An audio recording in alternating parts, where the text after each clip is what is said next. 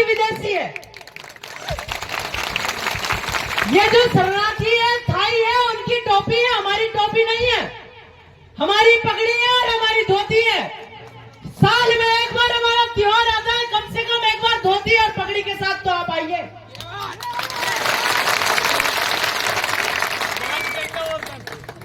तो अगली बार जब भी कार्यक्रम हो तो आप सब युवा तन पे धोती और सिर पे पगड़ी बांध करके अपने आप को आदिवासी और देश का मालिक साबित करके यहां पहुंचे।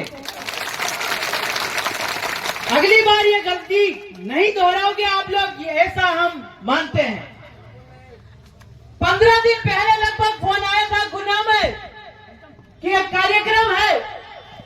6 महीने पहले फोन आया था कि गुना में कुछ डिस्प्लेसमेंट हो रहा है, कहीं डैम आ रहा है, 6 से 7 गांव को विस्थापित करके आदिवासियों को मार दिया जाएगा, ऐसी खबर हमें मिली थी। पर उस दौरान हमें जेल हो गई और हम लोग यहां नहीं आ पाए। पर हम आपसे कह देना चाहते हैं कि मध्य प्रदेश में धार हो, झाबुआ हो, रतलाम हो, खंडवा हो, खरगोन हो या गुना हो, कटनी हो, उमरिया हो, आपका छिंदवाड़ा हो, या बड़े बड़े नेताओं के गढ़ है। छिंदवाड़ा में 350 गांव कंपनियों के नाम पे सरकार छीन रही है, हम लोग कुछ नहीं कर पा रहे हैं। मतलब अगर एक गांव से 3000 पब्लिक का आंकड़ा ले तो 1.5 करोड़ आदिवासियों को इस मध्य प्रदेश से मारने का प्लान दोनों सरकारें कर रही है। इस गुना जिले में कितने आदिवासी हैं आपको इस बार इसका अंदाजा है? कितने जिलाध्यक्ष महोदय, कितने आदिवासी हैं? 2 लाख समथिंग। आनंद भाई साहब सही है? तो हम ये कहना चाहते हैं कि अब तत्कालिक जो विधायक साहब भी उपस्थित है, यहाँ नेता भी रहे हैं, मंत्री भी रहे हैं, तो मेरे गुना जिले के आदिवासियों को अनुसूचित क्षेत्र का दर्जा क्यों नहीं दिया? 5वीं अनुसूचित क्षेत्र क्यों नहीं दिया? 5वीं अनुसूचित क्षेत्र में मुझे मालिक का अधिकार है। सुप्रीम कोर्ट ने कहा है कि देश का मालिक आदिवासी है, बाकी सब विदेशी है, आक्रमणकारियों की संतान है। यहाँ गुना जिले के जल जंगल जमीन पे हमारा अधिकार है, इन शरणार्थियों का अधिकार नहीं है। जो राजा साहब है, दिग्विजय सिंह जी है, इन्होंने एक कार्यक्रम था आपका कटनी के आसपास, उस कार्यक्रम में कहा था कि मैं खुद विदेशी हूं, इस देश का मालिक तो आदिवासी है, तो आदिवासियों को ये कानून में क्या दर्जा करने वाला। हम ये सवाल करने आए हैं कि आदिवासियों के साथ बहुत साजिश आज सने 1950 से साजिशें चल रही है। अगर आपके गांव है तो आप आदिवासी है, अगर गांव नहीं रहेंगे तो आप आदिवासी नहीं रह सकते, क्योंकि गांव में आपकी परंपरा है, गांव में आपके रीति रिवाज है। गांव में अगर बड़ा भाई शांत हो गया तो हमारा देवर बठा का जो परिकल्पना है वो गांव में होती है, शहर और संविधान के अंदर ये व्यवस्था नहीं है।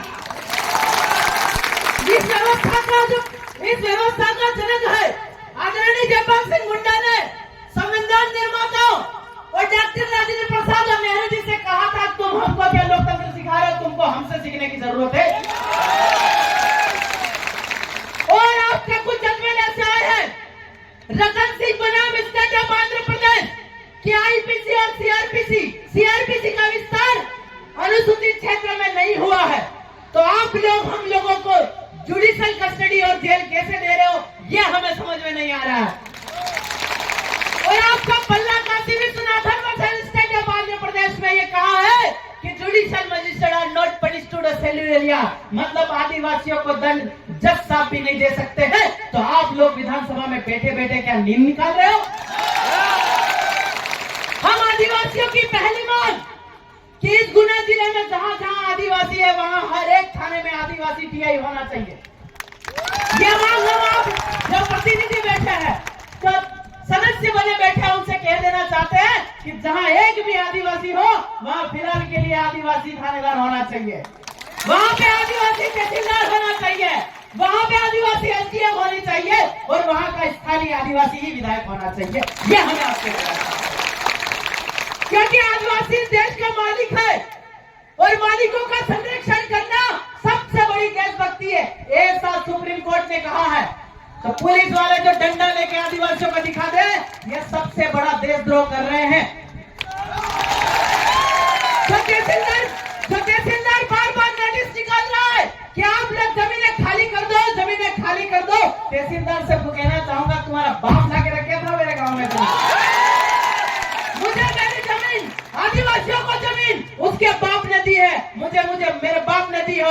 आपको मेरे बाप ने दी है, तहसीलदार तू तेरा बाप ला के रख दे तो मैं दे दूंगा मेरे आदमी। गांव की जो सरकारी जमीन है, गांव की जो सरकारी जमीन है वो हमने ढांडे चलने के लिए रखी है, बकरी चलने के लिए रखी है। सरकार तू आकर के कहती है सरकारी जमीन है, तेरा बाप कहाँ है ये बता दे और तेरा गांव कहाँ है। तो हम सब लोगों को एक ऐसे प्लानिंग के तहत पहली मांग, गुना को अनुसूचित क्षेत्र घोषित किया जाए। आप सब युवा समर्थन करते हैं? गुना को 5वीं अनुसूचित क्षेत्र में शामिल किया जाए। गुना के आदिवासियों पे आईपीसी और सीआरपीसी न लगाई जाए। गुना में आदिवासियों की 1 इंच भी जमीन नहीं ली जाए। अगर कोई उद्योग लाना है तो राजा साहब आपकी जमीन पर लाइए, बीजेपी वालों आपकी जमीन पर लाइए।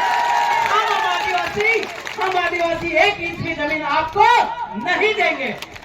हम वो आदिवासी है कि गर्दन कलम हो जाती है पर हम जमीन का 1 इंच भी किसी को नहीं देते हैं, क्योंकि जमीन के लिए बिरसा मुंडा भी मरा है, जमीन के लिए टंटिया भिल ने भी शहादत दी है, जयपाल सिंह मुंडा ने भी जमीन के लिए शहादत दी है। हमने एक रुपया आदिवासियों ने कभी ना धर्म की लड़ाई लड़ी है, न किसी आपके कागज की लड़ाई लड़ी है। हमने लड़ाई लड़ी है तो सिर्फ हमारी माँ जमीन की लड़ाई लड़ी है। और जमीन जो जन्म देने वाली माँ है, उस माँ से अगर कोई बड़ी माँ है तो वो हमारी जमीन है। और जमीन का समझौता हम भाई के लाल नहीं करते, आप लोग करते होंगे तो करते होंगे।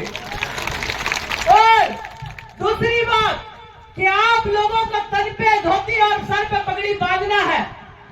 दूसरी बात कि आप लोगों को अपने नामकरण पे जाना है।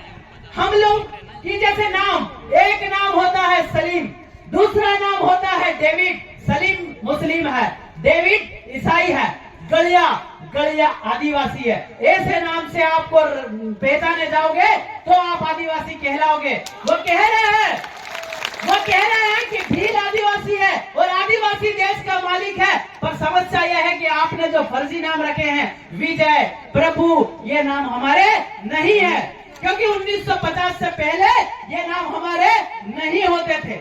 आप लोगों को सबसे पहले हमारे नाम बचाना है। दूसरी चीज, आप लोग जो आपका प्रकृति है, बारिश होती है और बारिश खत्म होती है तब तक हर जानवर भर पेट भोजन करता है कि नहीं करता है? तो आप लोग ये फलाना व्रत और ये व्रत करके भूखे क्यों मर रहे हो, हम ये कह देना चाहते हैं। क्योंकि जो जानवर समझ रहा है कि मेरे को इस मौसम में सबसे ज्यादा ऑक्सीजन मिलती है, जानवर समझ रहा है कि इस मौसम में सबसे ज्यादा भोजन मिलता है, और आप लोग व्रत करे जा रहे हैं, ये करे जा रहे हैं। मेरी दादी ने तो मनसा व्रत नहीं किया तो मेरे दादाजी तो अभी भी जिंदा है। ये गलत बात है।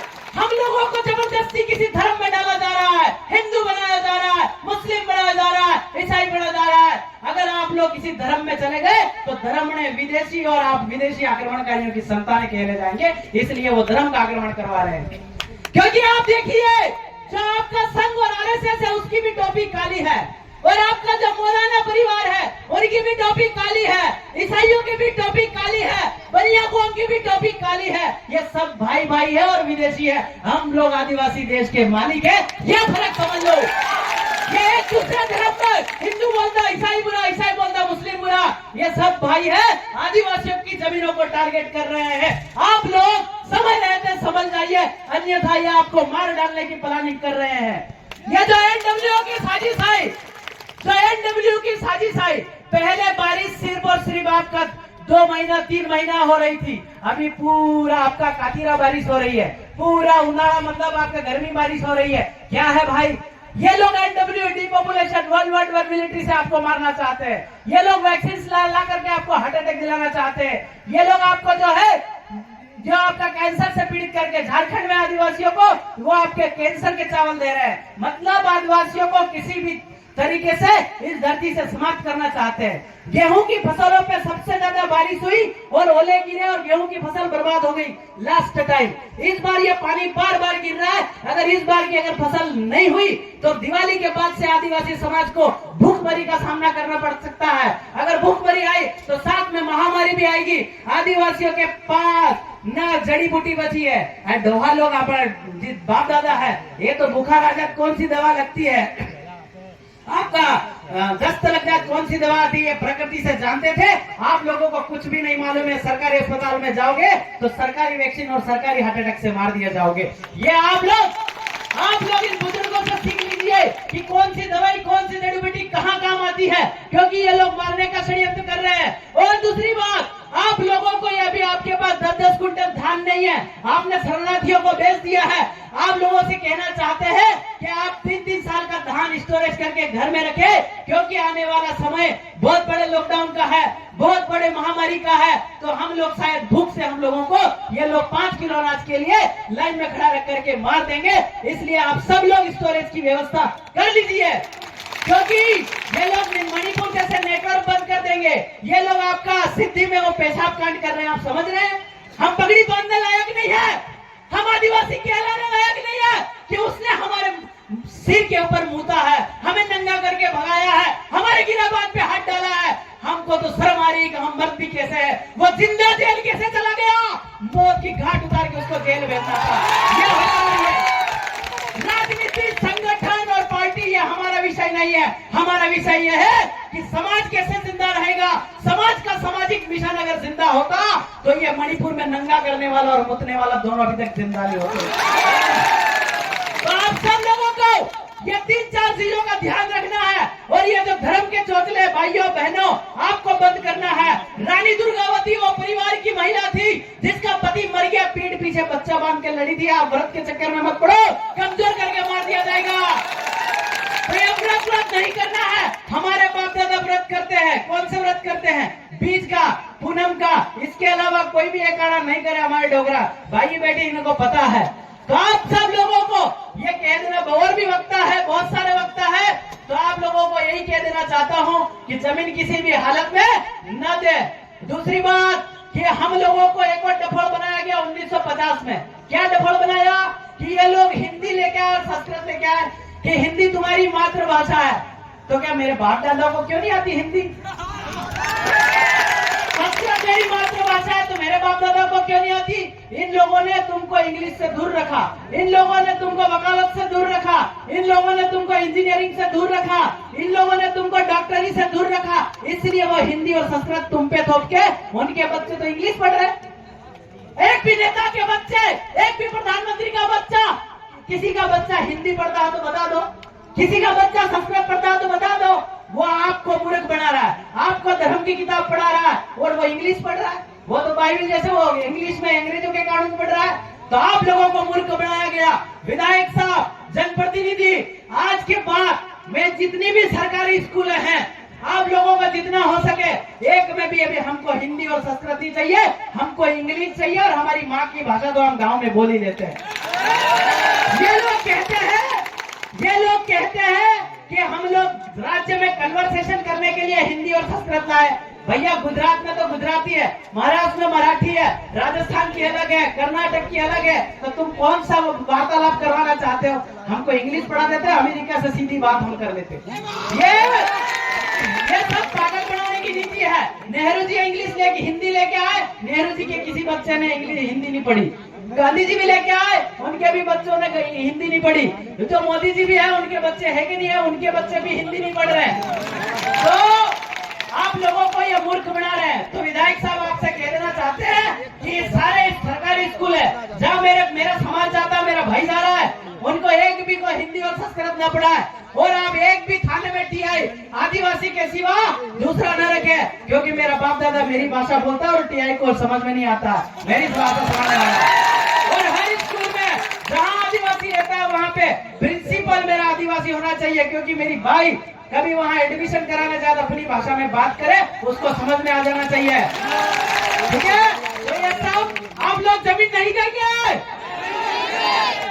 और आप लोग हिंदी और संस्कृत नहीं पढ़ेंगे, आप लोग धर्म के चक्कर में नहीं पड़ेंगे, आप लोग इन दूसरी पार्टियों के दरी बिछाने नहीं जाएंगे। आप लोगों को सिर्फ समाज के साथ जाजम बिठा के बैठना है, गांव को बचाना है, गांव की संस्कृति परंपरा को बचाना है। बहुत पार्टी वाले लेकर के आएंगे, उनकी दरी वरी नहीं बिछाना है। उनको आप लोग अगर जिस दिन जाना बंद कर दिया ना उनकी पार्टी और उनकी सभाओं में, उनको दरी बिछाने वाला भी नहीं मिलने वाला है।